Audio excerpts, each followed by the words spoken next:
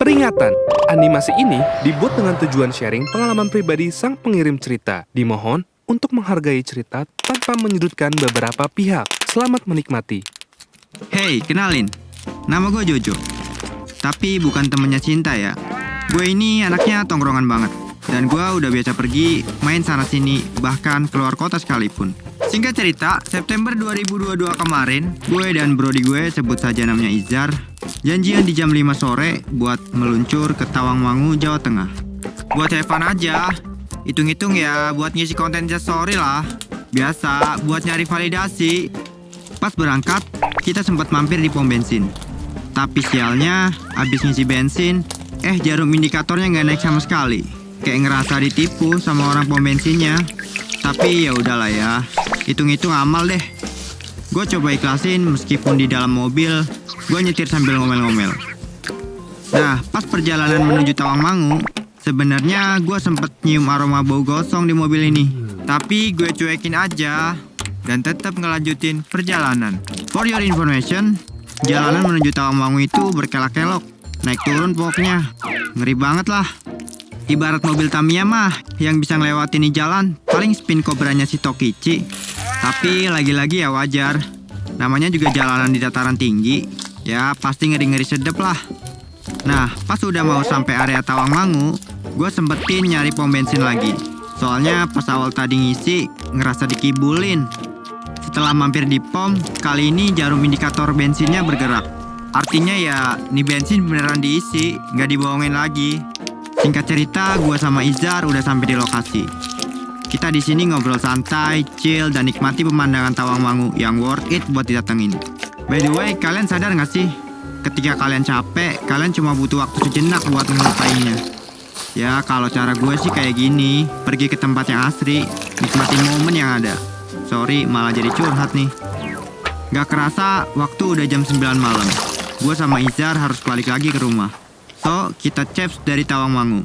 Entah kenapa di perjalanan, pas gua nyetir mobil, ada perasaan yang gak enak. Kayak ada yang aneh aja, tapi perasaan itu gua hiraukan. Di perjalanan, suasananya sepi banget. Hujan deras ditambah kaca mobil yang berjamur, bikin jarak pandang terbatas. Tapi gue tetap hati-hati dan berusaha fokus. Anehnya, gak tahu kenapa saat di tengah perjalanan, gua malah sedikit ngebut. Apakah jiwa Dominic Toretto gua muncul? Kayaknya emang enggak. Jadi gue langsung tancap tugas mobil kencengan dikit. Padahal ya situasinya nggak memungkinkan. Tahu-tahu di depan ada tikungan tajam boy.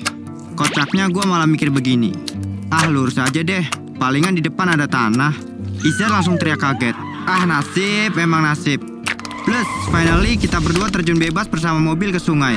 Untungnya kita masih terselamatkan sih. Cuman ya mobilnya hancur sehancur-hancurnya. Ringsek dah tuh. Posisi mobil kebalik, kepala kita di bawah dan kaki di atas. Gue yang masih shock berusaha mengumpulkan tenaga. Gue coba pastiin si Izar gak kenapa-napa. Akhirnya pas dirasa semua aman, gue sama Izar berusaha ngelepasin seatbelt. Untung aja pakai seatbelt. Kalau enggak, aduh lain cerita lain alam ini mah. Tapi kepanikan belum selesai di sini aja. Gue coba buka pintu tapi nggak bisa kebuka woi. Nah kan, air mulai masuk nih ke dalam mobil. Saking paniknya, gue sampai mencet klakson yang panjang. Sampai akhirnya gue refleks nonjok kaca, biar pecah.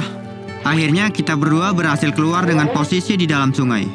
Dan beruntungnya air di sungai itu nggak tinggi. Tapi ya namanya kelelep mah kelelep aja. Bisa koit kan kalau gue masih di dalam mobil. Kita yang masih dalam keadaan bingung, masih nggak nyangka sama apa yang barusan terjadi. Selang beberapa menit, ada warga sekitar yang bantu. Dan si Izar disuruh buat naik ke atas duluan. Sedangkan gua ngambil barang penting di dalam mobil, seperti HP, dompet, dan kunci mobil. Terus baru naik ke atas. Kalau boleh jujur, di saat itu perasaan gua takut, sedih. Kayak, kenapa bisa gini? Gak berselang lama, ambulan, polisi, dan mobil derek datang. Kita di sana diperiksa, dan beruntungnya gak ada luka yang serius. Dalam keadaan kalut, gua diwawancari oleh polisi dan warga sekitar. Mereka semua bilang kalau gue beruntung bisa selamat. Karena di situ banyak yang kecelakaan dan gak selamat. Singkat cerita, mobil yang ringsek ditarik oleh mobil derek. Setelah mobil diderek, mobil itu dibawa ke laka lantas dan kita berdua disuruh pulang. Yang bikin kesel sih gak ada yang bisa nganter. Gimana kita mau pulang? Untungnya HP kita masih nyala. walau sempat kemasukan air. Kita berdua langsung telepon orang tua masing-masing.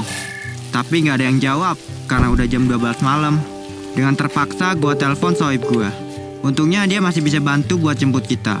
Yes, akhirnya lucky moment di dalam kesialan hidup.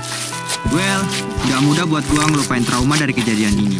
Baik gue maupun Izar masih punya kenangan buruk. Sesekali gue keinget hal yang gak mau gue inget. Tapi perlahan-lahan trauma itu mulai hilang. Gue makin aware sama keselamatan berkendara.